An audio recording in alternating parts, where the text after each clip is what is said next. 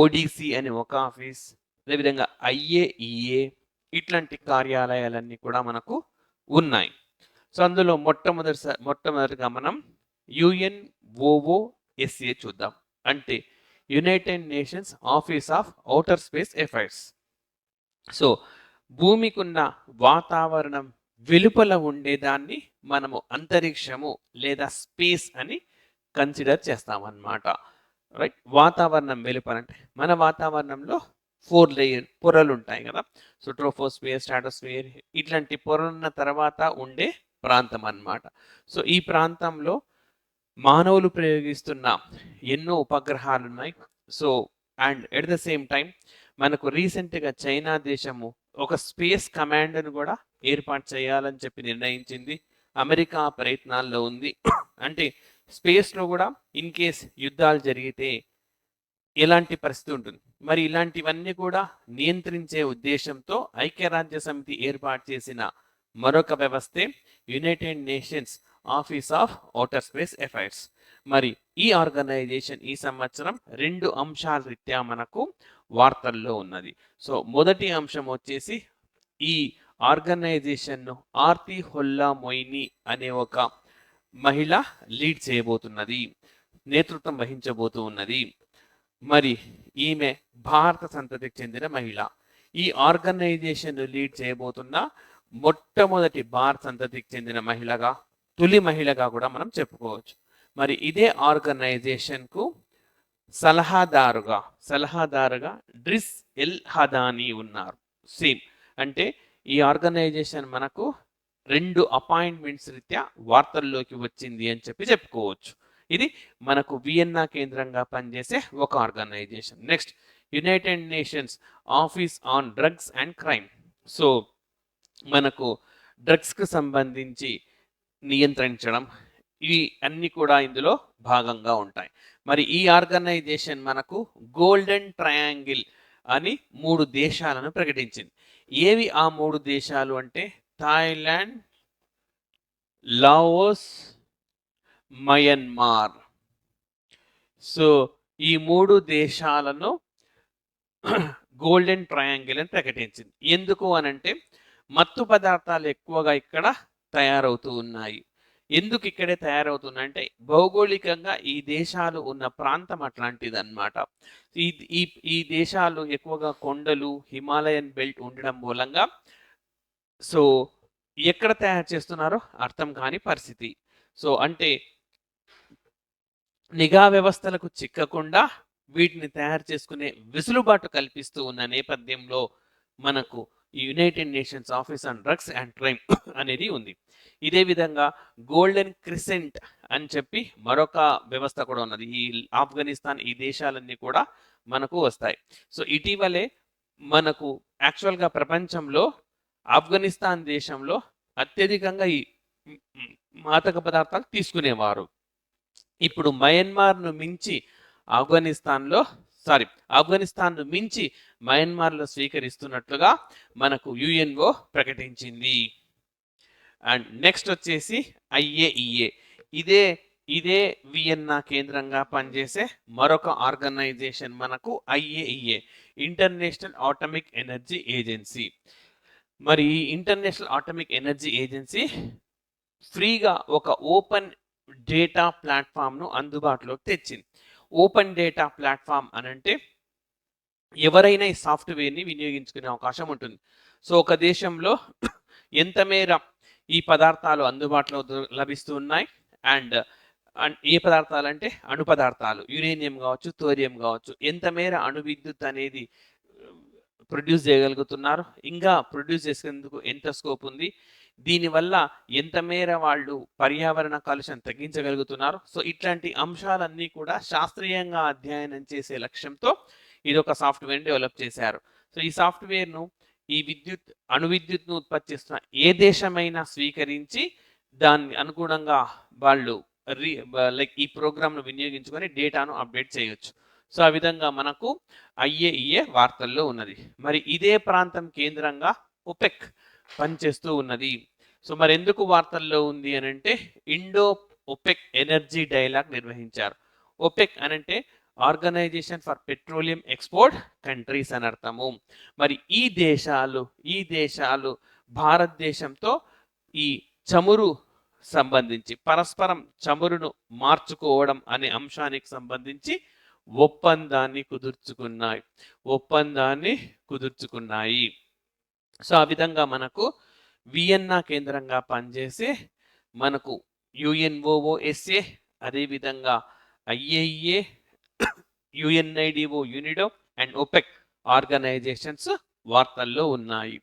And ఇది మాత్రమే కాకుండా మరొక ఆర్గనైజేషన్ ఉన్నది ఇదే ప్రాంతంలో, యుఎన్ సిట్రల్ అంటారు. So United Nations Commission on International Trade law. So అంతర్జాతీయ వాణిజ్యాన్ని జరుపుతూ ఉన్నప్పుడు ఇది మనము రైట్ ఉపయోగించాల్సిన నియమావళికి సంబంధించింది అనుకోవచ్చు.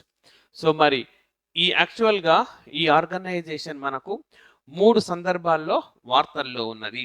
సో ఆ 3 సందర్భాలు కూడా చెప్తాను. ఫస్ట్ సందర్భం వచ్చేసి మనకు UN convention to promote legal certainty in judicial sale of ships అన్నాడు.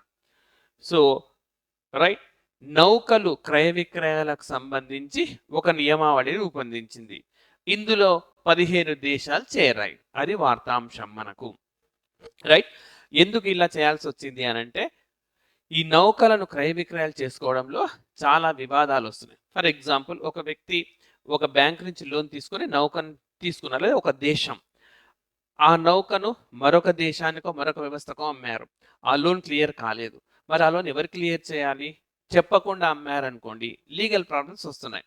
ఇలాంటి సమస్యలు వచ్చినప్పుడు ఎలా పరిష్కరించాలి అన్న అంశాలే ప్రాతిపదికగా మనకు legal certainty in judicial sale of ships అని చెప్పి ఒక లా వచ్చింది.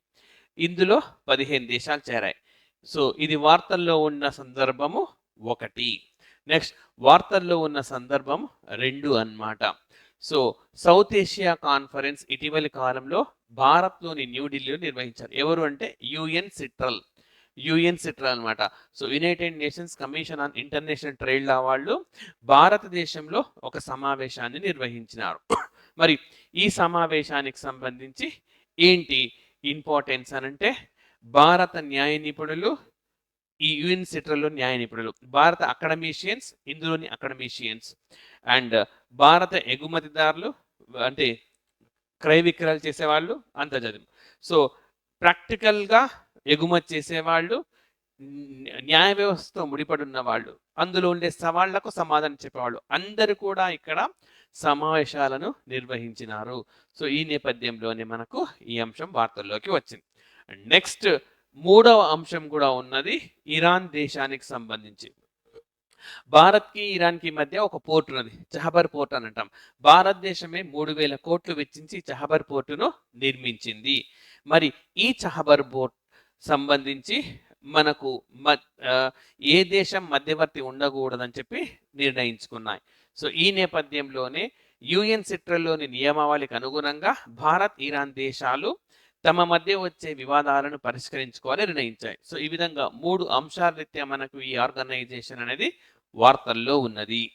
రైట్ నెక్స్ట్ మనకు వియన్నా కేంద్రంగా పనిచేసే సంస్థలు పూర్తయినాయి. ఇప్పుడు కోపెన్హేగన్ కేంద్రంగా పనిచేసే సంస్థలు ఇక్కడ ఒకటి ఉన్నది, world federation for medical education, వైద్య విద్యకు సంబంధించిన ప్రపంచ సమాఖ్య అని అర్థం.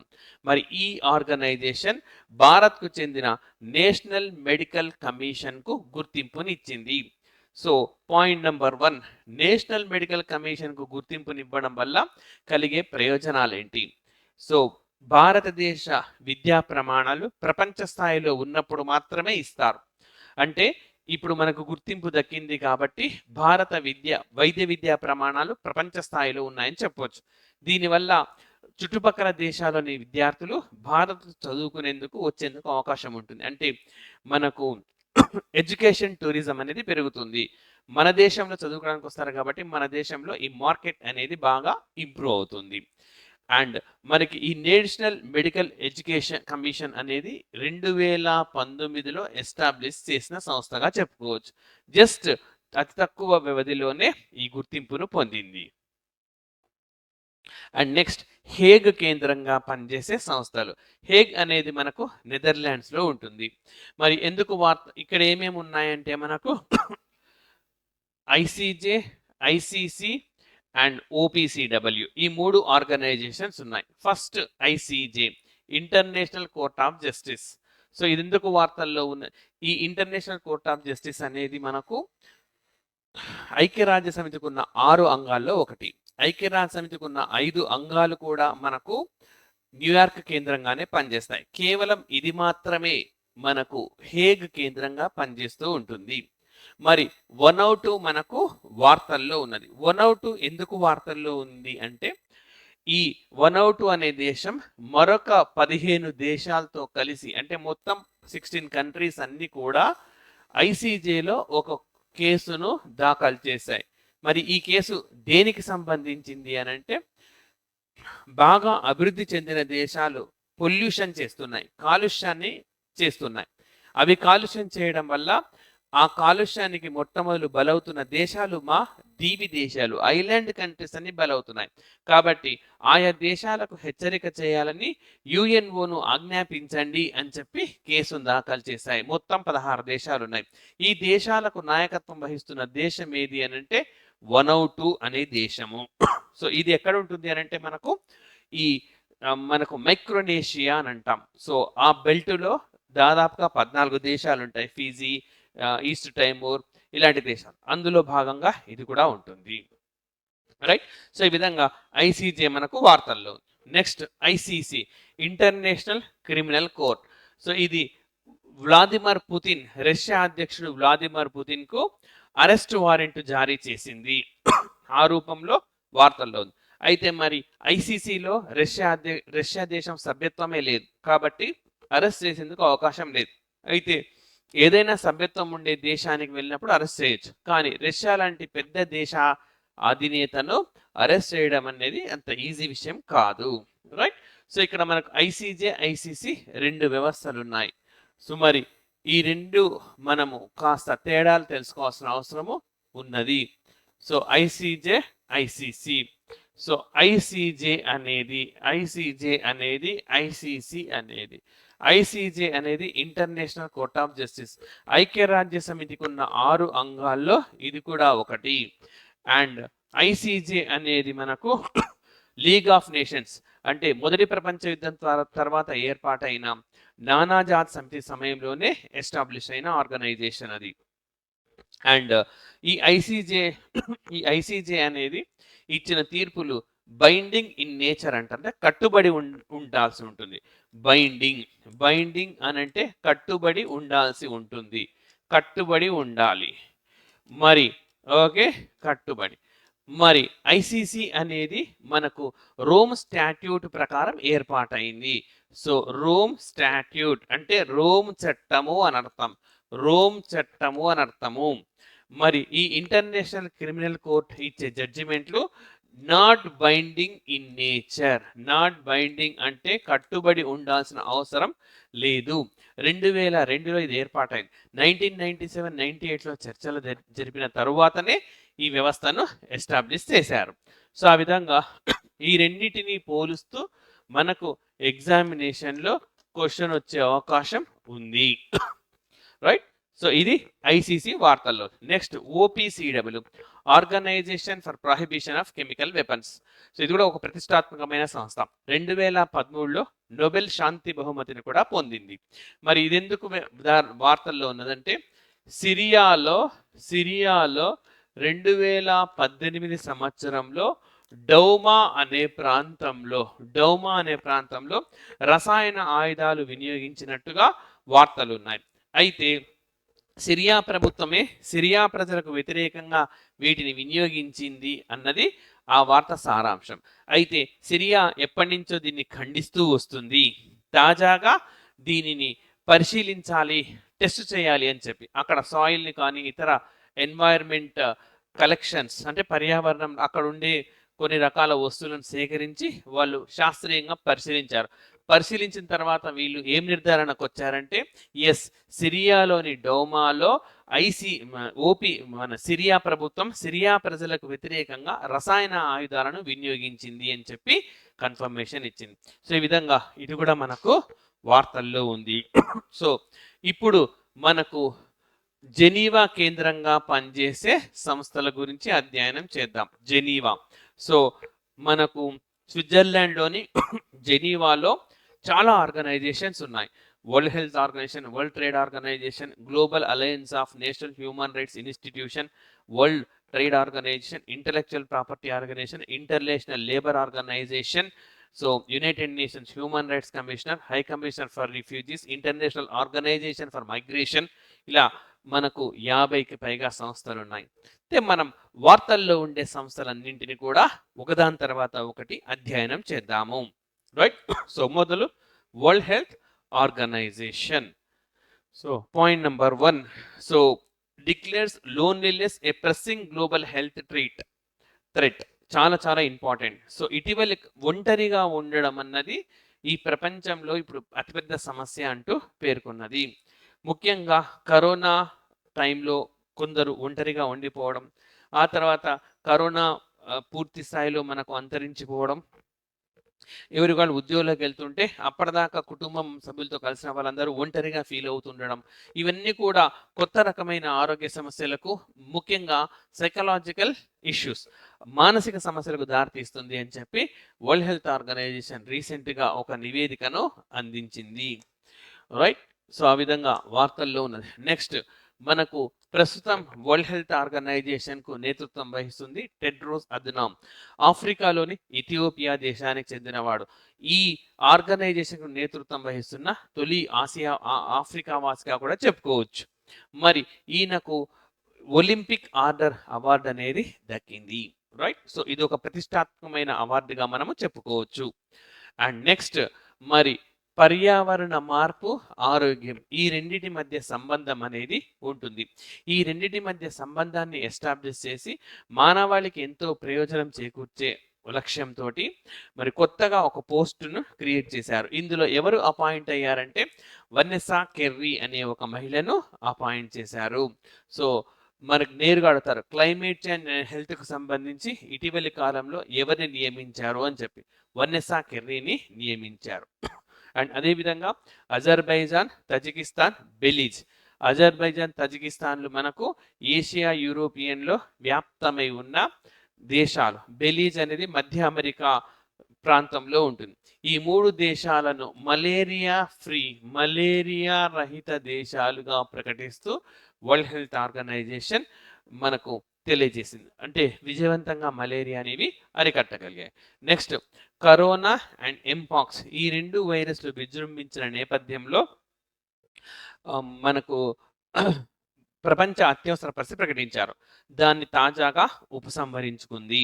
Right. So World Health Organisation మనకు 2009లో తొలిసారిగా అత్యవసర పరిస్థితి ప్రకటించింది. స్వైన్ ఫ్లూ విజృంభించింది అప్పట్లో.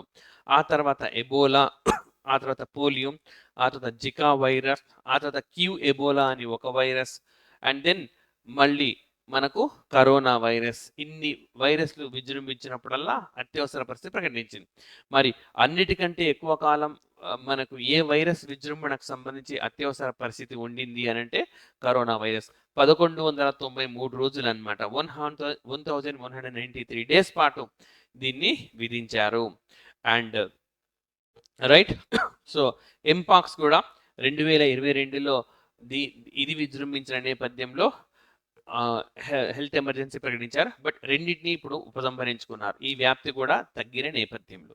అండ్ నెక్స్ట్ మరి వరల్డ్ హెల్త్ ఆర్గనైజేషన్ కు ఎక్స్టర్నల్ ఆడిటర్ గా మనకు గిరీష్ చంద్ర ముర్ము అంటే భారత కాగ్ అపాయింట్ అయినారు. సో ఈ విధంగా మనకు ఇంతకుముందు కూడా చూసాం మనం భారత్ నుంచి ఎక్స్టర్నల్ ఆడిటర్ గా యుఎన్ఓకు ఎక్స్టర్నల్ ఆడిట్ పానెల్ అని ఉంటుంది. ఈ పానెల్ కు వైస్ ప్రెసిడెంట్ గా కూడా మన భారత కాగ్ ఎంపికయ్యారు. రైట్. సో ఇది మనకు ప్రపంచ ఆరోగ్య సంస్థ ఇన్ని అంశాలు ఇస్తే వార్తల్లో. నెక్స్ట్ వరల్డ్ మెటీరియాలజికల్ ఆర్గనైజేషన్, ప్రపంచ వాతావరణ సంస్థ. నిజానికి ఈ ఆర్గనైజేషన్ 1873లో ఎస్టాబ్లిష్ చేశారు. అండ్ 1873 ఎస్టాబ్లిష్ చేశారు. అయితే 1950లో అంటే 1950లో ఇది ఐక్యరాజ్య సమితికి అనుబంధ సంస్థగా మారింది. మరి దీనికి ఎవరు నేతృత్వం వహించబోతున్నారంటే డాక్టర్ అబ్దుల్లా అల్ మండోస్, యుఏఈకి చెందినవారు, యునైటెడ్ అరబ్ ఎమిరేట్స్ కు చెందినవారు, ఆయన నేతృత్వం వహించబోతున్నారు. నెక్స్ట్ మరి దీనికి వైస్ ప్రెసిడెంట్ గా ఎవరు ఉన్నారు అనంటే మృత్యుంజయ మొహాపాత్ర ఉన్నారు. అండ్ దీనికి సెక్రటరీ జనరల్ గా సెలెస్టే సౌలో అని చెప్పి అర్జెంటీనా దేశానికి చెందిన మహిళ, ఈ పదవిని చేపడుతున్న మొట్టమొదటి మహిళ ఆమెనే. మృత్యుంజయ మహాపాత్ర ఆల్రెడీ ఇండియన్ మెటీరాలజికల్ డిపార్ట్మెంట్ కు నేతృత్వం వహిస్తూ ఉన్నారు. ఈయన ఈయన లైక్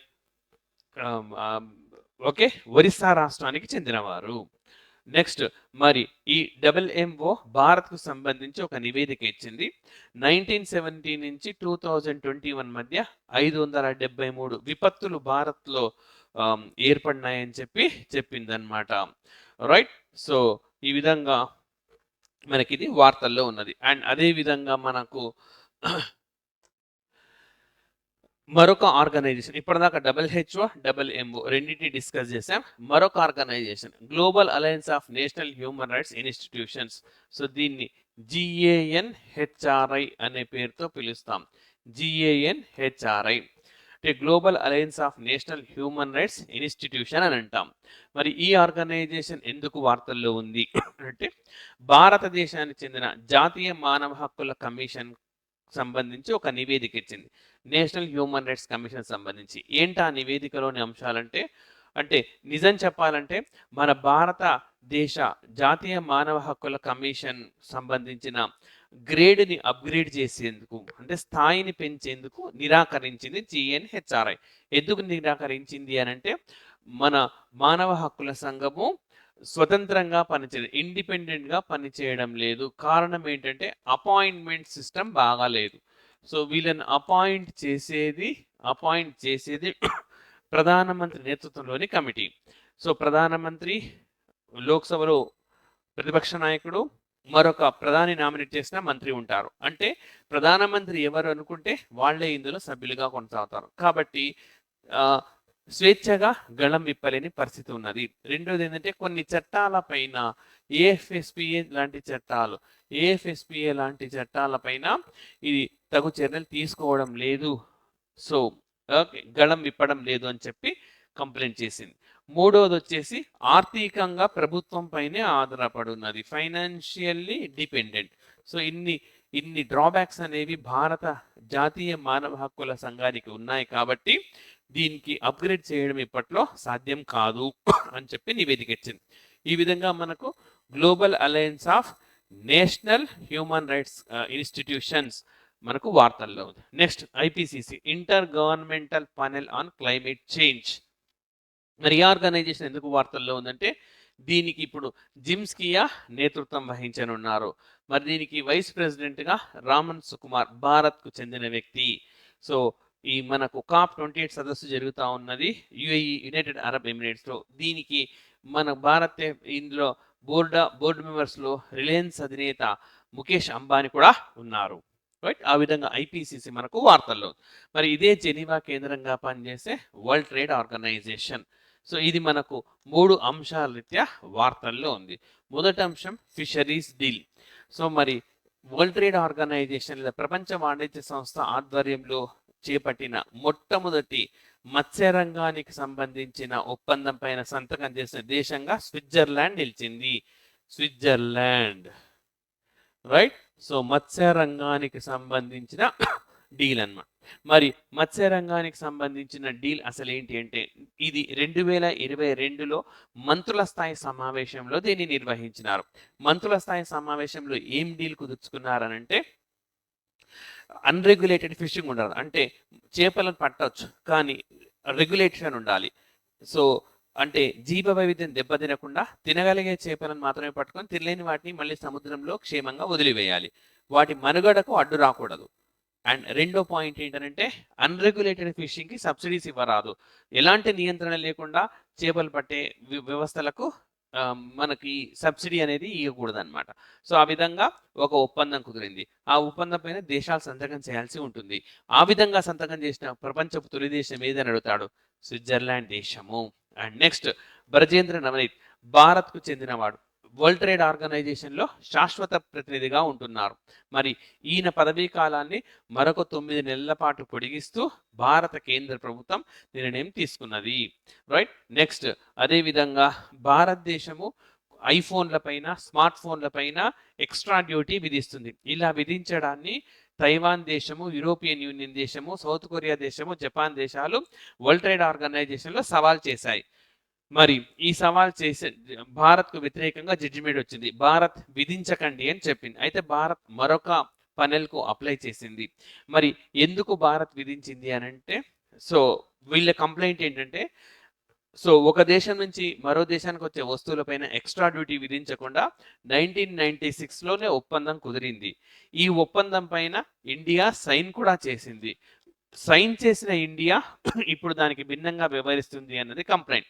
కానీ భారత్ దీనికి చేస్తున్న వాదన ఏంటి అని అంటే, సైన్ చేసిన మాట వాస్తవమే, కానీ సైన్ చేసినప్పుడు ఈ ఆధునాతనమైన టెలిఫోన్ వ్యవస్థలు లేవు మన దగ్గర. ఐఫోన్లు కానీ ఇప్పుడున్న టెక్నాలజీ పరంగా అడ్వాన్స్డ్ ఫోన్స్ కానీ లేవు. లేని కాలంలో చేసినవి కాబట్టి లేని కాలంలో సంతకం చేశాం. ఇప్పుడు ఈ వస్తువులపైన విధించే హక్కు ఉందని భారత్ వాదిస్తుంది. ఇంకొక పానెల్ ముందుకు వెళ్ళింది ఇది. మరి తీర్పు ఏమొస్తుందో మనం కూడా వెయిట్ చేయాలి. సో ఈ విధంగా వరల్డ్ ట్రేడ్ ఆర్గనైజేషన్ అనే సంస్థ వార్తల్లో. ఈ సంస్థను ప్రస్తుతం నికోలా ఐకోన్జీ అని చెప్పి ఆఫ్రికా దేశానికి మహిళ నేతృత్వం వహిస్తూ ఉన్నది. మరి ఈ సంస్థకు నేతృత్వం వహిస్తున్న తొలి మహిళ కూడా వారే. మరి ఈ ఆర్గనైజేషన్ మనకు 1995 జనవరి 1న ఏర్పాటైంది.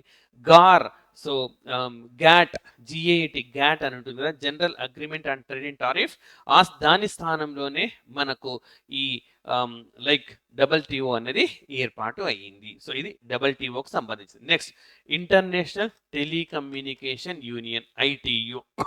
మరి ITU తన ఏరియా అండ్ ఇన్నోవేషన్ ఆఫీస్ను భారత్లోని కొత్త ఢిల్లీలో ప్రారంభించింది. ఇంటర్నేషనల్ టెలికమ్యూనికేషన్ యూనియన్ తన కొత్త ఆఫీస్ అన్నమాట. మరి ఈ ఇంటర్నేషనల్ టెలికమ్యూనికేషన్ యూనియన్ అనేది ఈ కార్యాలయం ప్రారంభిస్తున్నప్పుడు కాల్ బిఫోర్ యూ డిగ్ అనే ఒక కాల్ బిఫోర్ యూ డిగ్ అనే యాప్ను కూడా భారత ప్రధానమంత్రి నరేంద్ర మోడీ ప్రారంభించారు. Right. And next, ILO, International Labour Organisation. ఇది కూడా నానాజాత్ సమితి కాలంలోనే ఏర్పాటైన వ్యవస్థ. మరి ఎందుకు వార్తల్లో ఉంది అని అంటే, సస్టైనబుల్ డెవలప్మెంట్ గోల్ 8, సో సృజనాత్మక పని, కార్మికుల సంక్షేమం, ఇలాంటి అంశాలు ఉంటాయి. అయితే ఈ సుస్థిరాభివృద్ధి లక్ష్యం 8 సరిగ్గా అమలు కావడం లేదు అని చెప్పి తన తాజా నివేదిక సమర్పించింది. మనకేమని అడుగుతారు ఎగ్జామినేషన్లో క్వశ్చన్, ILO ఏ సుస్థిరాభివృద్ధి లక్ష్యము అమలు కావడం లేదని చెప్పి ఇటీవల నివేదిక సమర్పించింది అని అడుగుతాడు. 8. Next, Corsier survey based organisation. Switzerland లో మనకు కొర్సియర్ సర్వే అని మరొక ఆర్గనైజేషన్ ఉంటుంది. ఇది కూడా మనకు వార్తల్లో ఉంది. మరి ఇక్కడున్న ఆర్గనైజేషన్ యునైటెడ్ వరల్డ్ రెజ్లింగ్ అనే ఆర్గనైజేషన్ అన్నమాట. సో మరి ఇదేం చేసిందంటే, భారత రెజ్లింగ్ సమాఖ్యను సస్పెండ్ చేసింది. భారత రెజ్లింగ్ సమాఖ్యను ఎందుకు సస్పెండ్ చేసిందంటే, దీనికి నాయకత్వం వహిస్తున్న బ్రజ్ భూషణ్ అనే వ్యక్తి పైన లైంగిక ఆరోపణలు వచ్చాయి. స్వయంగా క్రీడాకారులే, పెద్ద పెద్ద క్రీడా వేదికల్లో, ఈవెంట్స్లో పథకాలు పొందిన చాలా మంది క్రీడాకారిణులు ఈయన పైన, అంటే స్పోర్ట్స్ ఉమెన్, వాళ్ళు కంప్లైంట్ చేశారు, ఇతను సెక్షువల్ హరాస్మెంట్గా చేస్తూ ఉన్నారు అని చెప్పి. సో ఈ వివాదాలు. రెండవది ఏంటంటే, ఎలక్షన్స్ నిర్వహించడం లేదు. మనకు రెజ్లింగ్ ఫెడరేషన్ ఆఫ్ ఇండియాకు క్రమం తప్పకుండా ఎలక్షన్స్ని కండక్ట్ చేయాలి, అవి కండక్ట్ చేయడం లేదు. ఇన్ని అంశాల నేపథ్యంలో భారత్ సంబంధించిన దాన్ని సస్పెండ్ చేశారు. రైట్. అండ్ ఇదే జెనీవా కేంద్రంగా మనకు యూనివర్సల్ పోస్టల్ యూనియన్ కూడా పనిచేస్తూ ఉంటుంది. మరి ఈ ఆర్గనైజేషన్ సౌత్ ఏషియా మొత్తానికి సర్వీసెస్ అందించడం కోసం న్యూఢిల్లీలో ఒక ఆఫీస్ను ఓపెన్ చేయాలని నిర్ణయించింది. దీనికి భారత క్యాబినెట్ ఆమోదించింది. సో యూనివర్సల్ పోస్టల్ యూనియన్ వాళ్ళకు సంబంధించిన స్థానిక కార్యాలయం మనకు ఎక్కడ రానున్నదంటే న్యూఢిల్లీలో రానుంది. ఇది కేవలం భారతదేశానికి మాత్రమే పోస్టల్ సేవలు అందించదు, సౌత్ ఏషియా మొత్తాన్ని కూడా పోస్టల్ సేవలను అందిస్తుంది. ఆ విధంగా ఇది వార్తల్లో ఉన్నది. అండ్ నెక్స్ట్, మరి అదేవిధంగా United Nations Human rights commission, ఈ సంస్థ కూడా మనకు వార్తల్లో ఉన్నది. ఈ United Nations Human rights commission అనేది మనకు 2006 మార్చ్ 15న ఎస్టాబ్లిష్ అయిన సంస్థ. ఈ మార్చ్ 15న మనం ఇంటర్నేషనల్ కన్జ్యూమర్స్ డే అంటే అంతర్జాతీయ వినియోగదారుల రోజు అని నిర్వహిస్తాం. ఇదే రోజున ఇస్లామోఫోబియా డే అని కూడా నిర్వహిస్తాం అనమాట. 2 ప్రత్యేకతలు ఉంటాయి. మరి నేషనల్ కన్జ్యూమర్స్ డేని డిసెంబర్ 24న నిర్వహిస్తాము. సో మరి United Nations Human rights council వార్తల్లో ఉండడానికి కారణం ఇది యుఎన్హెచ్సిఆర్ నాన్సెన్ రిఫ్యూజీ అవార్డ్స్ ప్రకటిస్తుంది. ఈ సంవత్సరం అబ్దుల్లా మైర్ అనే వ్యక్తికి అందించింది. అబ్దుల్లా మైర్. సో ఇతను కూడా రిఫ్యూజీ అన్నమాట, శరణార్థిగా ఉన్నాడు. శరణార్థిగా ఉన్న ఇతను తర్వాత కాలంలో వ్యాపారం చేసి జీవితంలో మంచి స్థానానికి వచ్చారు. అయినా సరే తను ఎక్కడి నుంచి వచ్చినానన్న మూలాలు మర్చిపోకుండా ఎవరైతే శరణార్థులుగా ఉంటున్నారో వాళ్ళకందరికీ దాదాపుగా 1,00,000 మంది చదువుకునే అవకాశాన్ని కల్పిస్తా ఉన్నారు. వాళ్ళకు బుక్స్ ఇవ్వడంతో పాటు సమీపంలోని స్కూళ్ళలో చేర్పించడం, చదువుకుంటే వచ్చే ప్రయోజనాలు ఇలాంటివన్నీ తెలియజేసి స్ఫూర్తిగా నిలుస్తున్న నేపథ్యంలో యుఎన్హెచ్సిఆర్ నాన్సెన్ రిఫ్యూజీ అవార్డ్ ఈ సంవత్సరం ఎవరికి ఇచ్చారని అడుగుతారు. అబ్దుల్లాహి మైర్ అనే వ్యక్తికి ఇచ్చారు. అవి మాత్రమే కాకుండా మనకు రీజనల్ విన్నర్స్ అనమాట, ప్రాంతీయంగా కొంతమంది విజేతలు ఉన్నారు. మిడిల్ ఈస్ట్ అమెరికా ఖండానికి సంబంధించి ఎలిజబెత్ మొరేనో బార్కో కొలంబియా దేశానికి చెందిన వారికి వచ్చింది.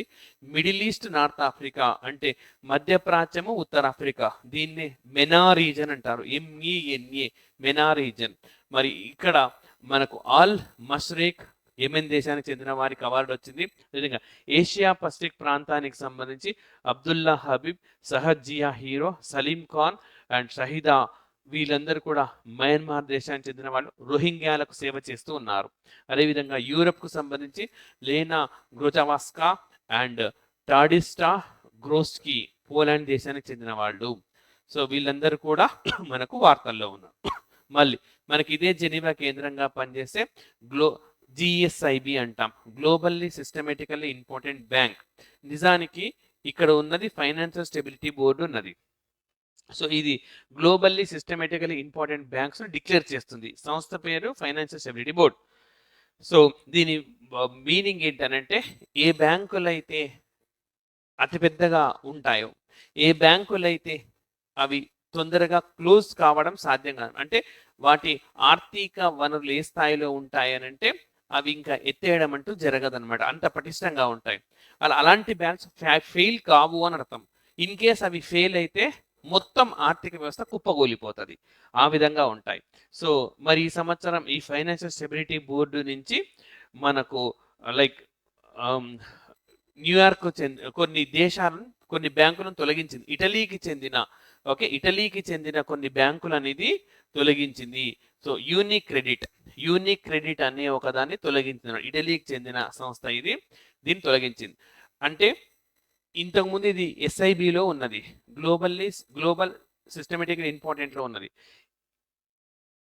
ఇది ఎత్తేస్తే ఆర్థిక ఇబ్బందులు వస్తాయి, కానీ ఇప్పుడు దాని స్థాయిని కోల్పోయింది అని చెప్పడం అన్నమాట. మరి భారతదేశంలో కూడా ప్రకటిస్తారు, RBI ప్రకటిస్తుంది SIB అని చెప్పి, సిస్టమేటికల్లీ ఇంపార్టెంట్ బ్యాంక్ అని చెప్పి. భారతదేశంలో కేవలం 3 బ్యాంకులు మాత్రమే ఈ స్థాయిని కలిగి ఉన్నాయి. అవి SBI ఒకటి, HDFC ఒకటి, ICICI ఒకటి. అండ్ నెక్స్ట్ రోమ్ కేంద్రంగా పనిచేసే సంస్థలు. ఇక్కడ మనకు రోమ్లో 4 ఆర్గనైజేషన్స్ ఉంటాయి. ఒకటి Food and Agriculture Organisation, World Food Programme, IFAD అని ఒకటి ఉంటుంది, IFAD. అండ్ అదేవిధంగా యునైటెడ్ నేషన్స్ ఆర్గనైజేషన్ సంబంధించి మరి మనకు ట్రేడ్కు సంబంధించింది 1926 నుంచి మరొక UN అడ్రైట్ అని చెప్పి కొనసాగుతూ ఉంది, అది కూడా ఉన్నది. రైట్. మరి first Food and Agriculture Organisation గాను చూస్తే మనకు ప్రపంచవ్యాప్తంగా 22 హంగర్ హాట్స్పాట్స్ ఉన్నాయని చెప్పి నివేదిక ఇచ్చింది. అంటే ఈ ప్రాంతాల్లో ఆకలి బాధ ఎక్కువగా ఉన్నది అని చెప్పి. ఈ జాబితాలోకి రీసెంట్గా చేరిన దేశాలు ఏమంటే ఆఫ్ఘనిస్తాన్, పాకిస్తాన్ దేశాలు చేరినాయి.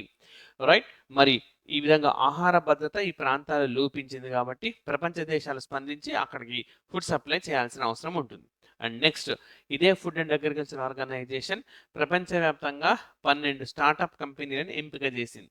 సో ఇవి ఎందుకు ఎంపిక చేసిందంటే అత్యుత్తమమైన పనితీరును కనబరుస్తున్నాయి, ఉత్పత్తిదారులకి వినియోగదారులకి మధ్య ఒక అనుసంధానాన్ని ఏర్పాటు చేస్తున్నాయి.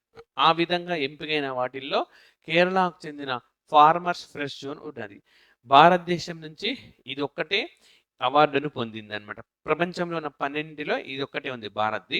సో ఇది ఏం చేస్తుందంటే యాప్ను క్రియేట్ చేసింది. సో ఈ యాప్ ద్వారా రైతులకు కాస్త ట్రైనింగ్ ఇచ్చింది. సో ఈ యాప్ ద్వారా కన్జ్యూమర్స్ తమకు కావాల్సిన కూరగాయను కొనేసుకోవచ్చు. రైతులు నేరుగా ఇంటికి తెచ్చిస్తారనమాట. మధ్య దళారులు అనే వాళ్ళు ఉండరు. అంటే నేరుగా ఉత్పత్తిదారుడికి ఇది డబ్బులు వెళ్ళిపోతున్నాయి. At the same time fresh కూరగాయలు డైరెక్ట్గా ఫామ్ నుంచి ఆయా వ్యక్తుల ఇంటికి చేరుతూ ఉన్నాయి. సో ఆ విధంగా మనకు ఫుడ్ అండ్ అగ్రికల్చర్ ఆర్గనైజేషన్ అనేది వార్తల్లో ఉంది. Next World Food Programme. So Ethiopia దేశాన్ని ఇది సస్పెండ్ చేసింది. కారణం ఏంటి అని అంటే అక్కడ ఆహార ధాన్యాలను వరల్డ్ ఫుడ్ ప్రోగ్రామ్ అందిస్తుంది.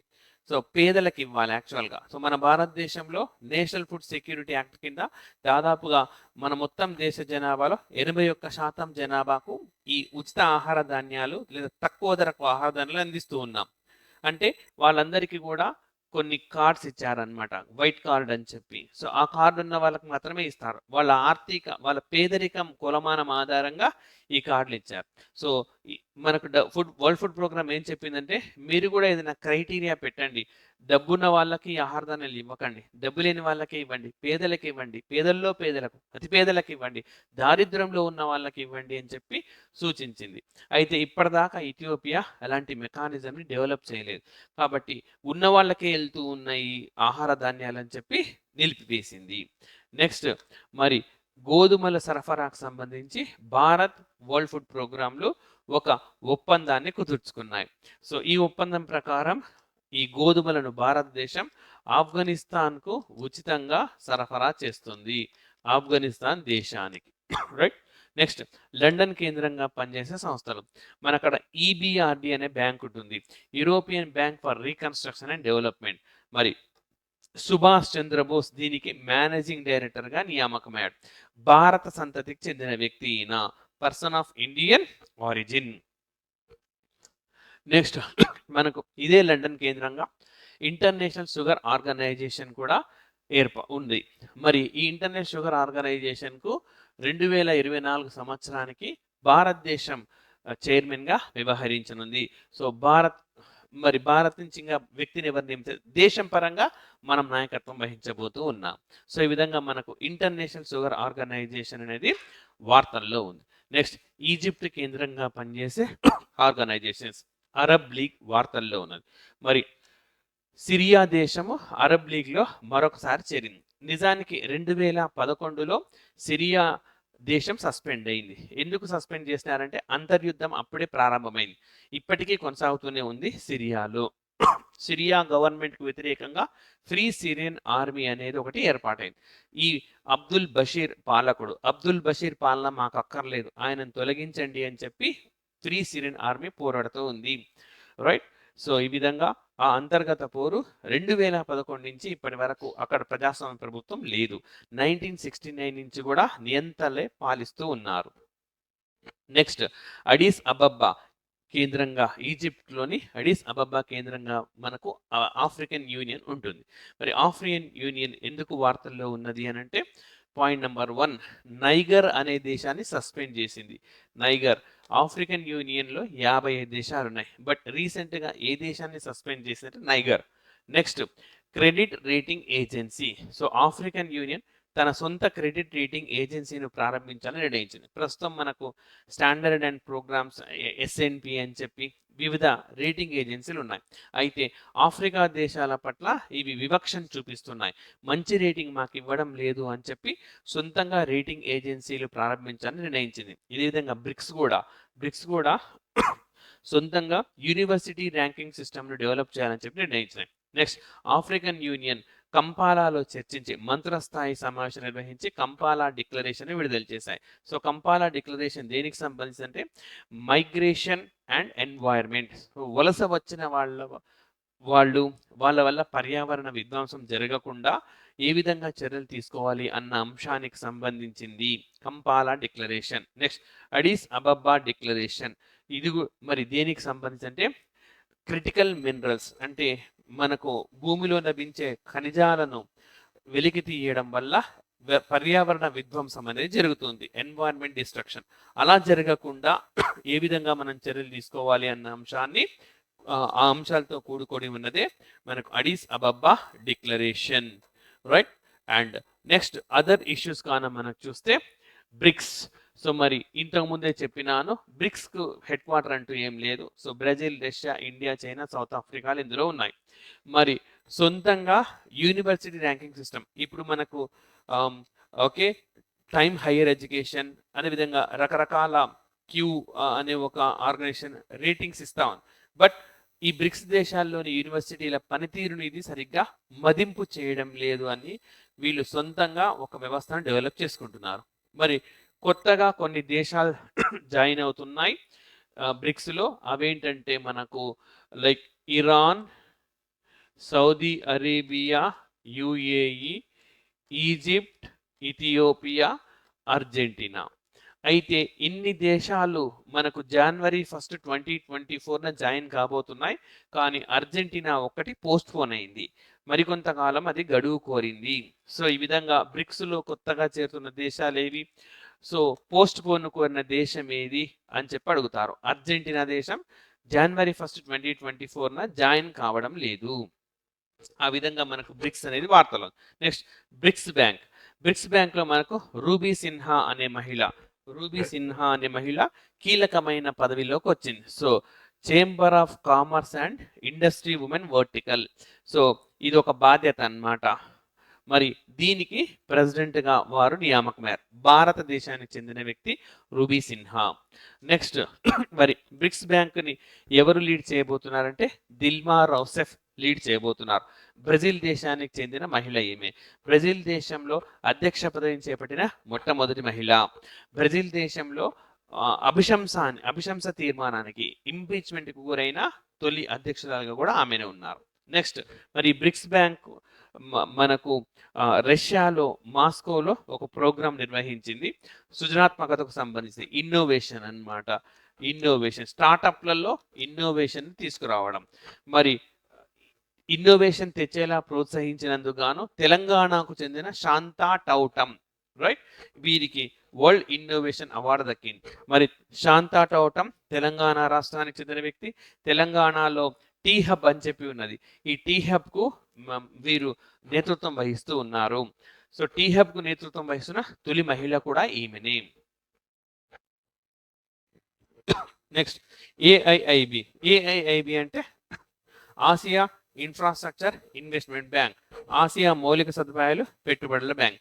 దీని ప్రధాన కేంద్రం బీజింగ్ లో ఉన్నది. ఇంతకుముందు మనం చూసిన బ్రిక్స్ బ్యాంక్ ప్రధాన కేంద్రం షాంఘైలో ఉంది. మరి ఈ ఏఐఐబి తన మొట్టమొదటి విదేశీ బ్రాంచ్ను, ఫస్ట్ ఓవర్సీస్ బ్రాంచ్ను యునైటెడ్ అరబ్ ఎమిరేట్స్ లోని అబుదాబిలో ప్రారంభించనుంది. సో ఆ విధంగా ఏఐఐబి వార్తల్లోకి వచ్చింది, రైట్. అండ్ నెక్స్ట్ ఏషియన్ అంటే Association of South East Asian Nations, ఆగ్నేయ ఆసియా దేశాల కూటమి.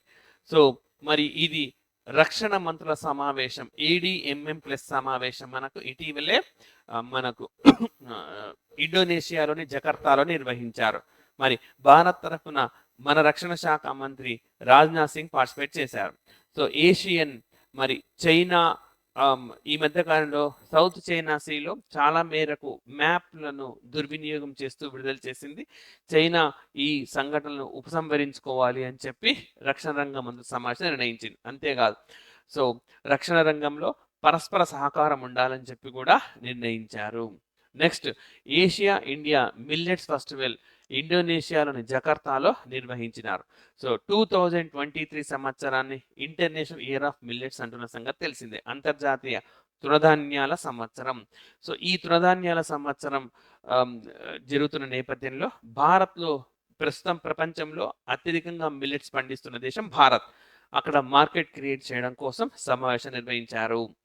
నెక్స్ట్ మరి 20వ Asian Indian finance minister summit 21 ఆగస్టున జరిగింది. సో ఇందులో మరి భారత్ నుంచి వచ్చే ఉత్పత్తులకు మార్కెట్ ఎక్స్ట్రా డ్యూటీస్ వేయకుండా అలో చేయాలి అని చెప్పి నిర్ణయించినారు. అదేవిధంగా ఎగుమతులు రెండు దేశాల మధ్య ద్వైపాక్షిక వాణిజ్యాన్ని రెట్టింపు చేయాలి. ఇప్పుడున్న దానికి రానున్న 5 సంవత్సరాల్లో రెట్టింపు చేయాలి అని చెప్పి నిర్ణయించినారు. అండ్ ఏషియన్ ప్రభుత్వాధినేతల సమావేశం కూడా జరిగింది. సెప్టెంబర్ 8, 9 తేదీలలో ఈ సమావేశాన్ని నిర్వహించినారు. సో రైట్, మరి లైక్ ఉచిత పథకాల జోలికి వైపున పోకుండా సంక్షేమ పథకాలను మాత్రం అమలు చేయాలని చెప్పి నిర్ణయించినారు. మరి ఈ సమావేశాల సందర్భంగా టైమూర్ లెస్తే దేశానికి చెందినవాడు. టైమూర్ లెస్తేనే ఈస్ట్ టైమూర్ అని కూడా అంటారు. మనకు ఏషియన్ కూటమిలో కేవలం 10 దేశాలు మాత్రమే ఉంటాయి. ఇది ఉండదు, టైమూర్ లెస్తే ఉండదు. అయితే ఇది కూడా చేరనున్నది, ఈ దేశం కూడా చేరనుంది. At the same time Taimur లెస్తే అధ్యక్షుడు భారత ప్రధానమంత్రి నరేంద్ర మోడీతో కూడా చర్చించారు. ఈ సమావేశం సందర్భంగా రెండు దేశాల మధ్య దౌత్యపరమైన సంబంధాలు ఏర్పాటు చేయాలని నిర్ణయించారు. డిప్లొమాటిక్ రిలేషన్స్ అంటాం. సో ఆ విధంగా రెండు దేశాల మధ్య నిర్ణయించారు. నెక్స్ట్, ఆసియా అభివృద్ధి బ్యాంక్. సో ఇది మనకు ఫిలిప్పీన్స్ లోని మనీలా కేంద్రంగా పనిచేస్తుంది. ఏషియన్ డెవలప్మెంట్ బ్యాంక్ అంటాం. సో ఏషియన్ డెవలప్మెంట్ బ్యాంక్ భారత్లోని న్యూఢిల్లీలో ఒక హెల్త్ హబ్ను ఏర్పాటు చేయాలని చెప్పి నిర్ణయించింది. సో హెల్త్ హబ్ అని అంటాం. అండ్ నెక్స్ట్, యొకోహామా కేంద్రంగా పనిచేసే సంస్థలు. జపాన్లోనే యొకోహామా, జపాన్ దేశంలో. మరి 59th international tropical timber council ఈ సమావేశం జరిగింది. మరి రైట్, అడవుల విస్తీర్ణం పెంచాలి అని చెప్పి, అదేవిధంగా చాలా మంది పేదలు ఉన్నారు. ఈ పేదలు గ్యాస్ను వినియోగించుకోకుండా కర్రని ఉపయోగిస్తున్నారు. ఇంకా మరి దీనివల్ల 2 రకాల ఇబ్బందులు. ఒకటి, పర్యావరణం విధ్వంసం అవుతుంది. ఈ కర్ర కారడం వల్ల కార్బన్ ఉద్గారాలు ఎక్కువగా అవుతాయి. పాయింట్ నెంబర్ 2, చెట్లను నరికేస్తున్నారు. మరి వీళ్లకు భారత్ తరహాలో ఉచితంగా గ్యాస్ను పంపిణీ చేయాలి, లేదా అలాంటి పథకాలను అందుబాటులోకి తేవాలి అని చెప్పి చెప్పారనమాట. సో అండ్ ఎట్టి పరిస్థితులలో ఈ ఉష్ణమండల ప్రాంతంలో, ట్రోపికల్ రీజన్ అంటాం, ఇక్కడ అడవుల విస్తీర్ణం తగ్గకుండా చూసుకోవాలి అని చెప్పి నిర్ణయించారు. రైట్. అండ్ నెక్స్ట్, ఇవి కాకుండా ఇంకా మనకు మిస్టేనియస్ ఇష్యూస్ చూస్తే గాన చిప్ 4 ఇనిషియేటివ్ అని చెప్పి ఒకటి సమావేశం నిర్వహించారు. సో చిప్ 4 అని అంటే ఇందులో 4 దేశాలు ఉంటాయి. Japan, Taiwan, South Korea, America. So US, South Korea, Taiwan, Japan. So ఇవి చిప్ ఇండస్ట్రీ లేదా సెమీ కండక్టర్లకు సంబంధించిన ఇండస్ట్రీ అన్నమాట. ఏం నిర్ణయించిందంటే supply resilience. Okay, supply resilience అనేది తెగకూడదు. ఎందుకనంటే ఎక్కువగా తైవాన్ పైన ఆధారపడి ఉన్నాయి. సో తైవాన్ దేశాన్ని లైక్ చైనా ఇన్ కేస్ ఆక్రమించుకున్నప్పుడు సప్లై చైన్ దెబ్బతినకుండా మనం కాపాడుకోవాలని చెప్పి నిర్ణయించినాయి. Next, just energy transition partnership, JETP అంటారు. మరి జస్ట్ ఎనర్జీ ట్రాన్సిషన్ పార్ట్నర్షిప్ అని అంటే మనకు రైట్, ప్రస్తుతం ఉన్న మనం energy like coal based energy, బొగ్గు ఆధారిత విద్యుత్ శక్తి నుంచి హరిత ఇంధనం వైపుకు మళ్ళీపోవాలి, గ్రీన్ ఎనర్జీ వైపుకు మళ్ళాలి. ఆ లక్ష్యంతో ప్రారంభించింది జేఈటీపీ అన్నమాట. మరి ఇది అంగీకరించిన దేశాలకు బాగా ధనికమైన దేశాలు ఆర్థిక సాయం చేస్తాయి. జేఈటీపీ సో మనకు బొగ్గు ఆధారిత ఉత్పత్తి నుంచి పునరుత్పాదక వైపు, రెన్యూబుల్ వైపు వెళ్ళాలి. దీనిపైన సంతకం చేసిన తొలి దేశం సౌత్ ఆఫ్రికా కాగా, రెండవ దేశము ఇండోనేషియా, మూడవ దేశము మనకు లైక్ వియత్నాం, నాలుగవ దేశము సెనగల్. రైట్. అండ్ నెక్స్ట్ మనకు G7 కూటమి. సో G7 కూటమిలో మనకు యుఎస్ఏ, కెనడా, అదేవిధంగా France, Italy, UK, Germany and Japan, ఈ దేశాలు ఉంటాయి అన్నమాట G7. ఈ G7 కూటమి దేశాల సమావేశం మనకి ఈ సంవత్సరం హిరోషిమా అనే ప్రాంతంలో, జపాన్లోని హిరోషిమాలో నిర్వహించినారు. మరి దీనిలో భారతదేశం కూడా అతిథి హోదాలో హాజరైంది. ఇదే హిరోషిమాలో భారత ప్రధానమంత్రి నరేంద్ర మోడీ మహాత్మా గాంధీ గారి విగ్రహాన్ని ఆవిష్కరించినారు. సమావేశం అనంతరం హిరోషిమా డిక్లరేషన్ కూడా వెలువడింది. సో ఇందులో ఏం చెప్పారంటే అణ్వాయుధాలు అనేవి ఏ దేశం తయారు చేయకూడదు అని చెప్పి ఒక నిర్ణయం తీసుకున్నారు. సో ఈ ప్రపంచంలో అణ్వాయుధాలకు బలైన తొలి నగరం మనకు హిరోషిమానే. సో ఆగస్టు 6, 1945న ఇది అమెరికా వేసిన అణుబాంబులకు గురైంది. First victim of the world అని చెప్పి చెప్పుకోవచ్చు. మరి ఆ ప్రాంతం నుంచి వచ్చిన వారే ప్రస్తుత ఆ దేశ ప్రధాని ఫుమియో కిషిదా. మరి ఈ జపాన్ దేశం హిరోషిమా డిక్లరేషన్లో అణ్వాయుధాలకు సంబంధించింది, సుస్థిరాభివృద్ధి లక్ష్యాల సాధనకు సంబంధించింది, అండ్ అదేవిధంగా రష్యా ఉక్రెయిన్ యుద్ధానికి కూడా సంబంధించిన అంశాలను కూడా ప్రస్తావించినారు. నెక్స్ట్ I2U2నే వెస్టర్న్ క్వాడ్ అని అంటారు. వెస్టర్న్ క్వాడ్ ఇందులో ఇండియా, ఇజ్రాయిల్, యుఎస్ఏ, యుఏఈలు సభ్యత్వాన్ని కలిగి ఉన్నాయి. మరి ఈ 4 దేశాలు 2 అగ్రిమెంట్స్ కుదుర్చుకున్నాయి. ఒకటి అగ్రికల్చర్ ఇన్నోవేషన్ ఫండ్. సో వ్యవసాయంలో సృజనాత్మకతను తీసుకురావడం కోసం ఒక నిధిని ఏర్పాటు చేయాలని చెప్పి. రెండోది ఈ దేశాలు ఒక అంతరిక్ష ప్రయోగాన్ని చేపట్టాలి అని చెప్పి కూడా నిర్ణయించాయి. I2U2లు ఒక అంతరిక్ష ప్రయోగాన్ని చేయాలని చెప్పి. నెక్స్ట్ మనకు కొలంబో సెక్యూరిటీ కాన్క్లేవ్ మరొక ఆర్గనైజేషన్. కొలంబో సెక్యూరిటీ కాన్క్లేవ్ అనేది 2011లో ఎస్టాబ్లిష్ అయింది. ఇండియా, శ్రీలంక, మాల్దీవులు కలిపి ఏర్పాటు చేశాయి. మరి ఇందులో బంగ్లాదేశ్, సీషెల్స్ అనే దేశాలు ప్రస్తుతం పరిశీలక హోదాను కలిగి ఉన్న దేశాలు. వీటిని కూడా పూర్తి స్థాయి దేశాలుగా చేరాలి అని చెప్పి కోరిద్ది అనమాట కొలంబో సెక్యూరిటీ కాన్క్లేవ్. సో ఈ విధంగా మనకి కొలంబో సెక్యూరిటీ కాన్క్లేవ్ కూడా వార్తల్లో ఉన్నది. నెక్స్ట్ క్యారీకామ్ అని అంటే కరేబియన్ కమ్యూనిటీ అని అర్థం. సో ఉత్తర దక్షిణ అమెరికాల మధ్యలో ఉండే వ్యవస్థ ఇది. మరి దీనికి ఓకే భారతదేశం తరఫున మన శాశ్వత ప్రతినిధిగా అమిత్ ఎస్ తెలాంగ్ అనే అధికారి నియామకమైనారు. సో నేరుగా అడుగుతారు, కరేబియన్ కమ్యూనిటీకి భారతదేశం తరఫున శాశ్వత ప్రతినిధిగా ఎవరు అటెండ్ అయ్యారంటే అమిత్ ఎస్ తెలాంగ్. మరి ఈ ఆర్గనైజేషన్ ప్రాధాన్యం ఏంటంటే ఐక్యరాజ్యసమితి భద్రతా మండలిలో భారతదేశానికి శాశ్వత సభ్యత్వం కావాలని డిమాండ్ ఉంది. ఆ డిమాండ్ను ఇందులో ఉండే దేశాలన్నీ కూడా అంగీకరించినాయి. ఇన్ కేస్ ఈ తీర్మానం అంటూ ఒకటి ప్రవేశపెడితే మేము భారత్కు మద్దతు ఇస్తామని చెప్పి బహిరంగంగా చెప్పిన ఒక అంతర్జాతీయ వ్యవస్థనే కరేబియన్ కమ్యూనిటీ. రైట్. సో ఇవి జనవరి నుంచి నవంబర్ 30 మధ్య వార్తల్లో ఉన్న అన్ని అంతర్జాతీయ సంస్థలు, ఇంటర్నేషనల్ ఆర్గనైజేషన్స్. మరొక సెషన్తో కలుద్దాం. Thank you very much.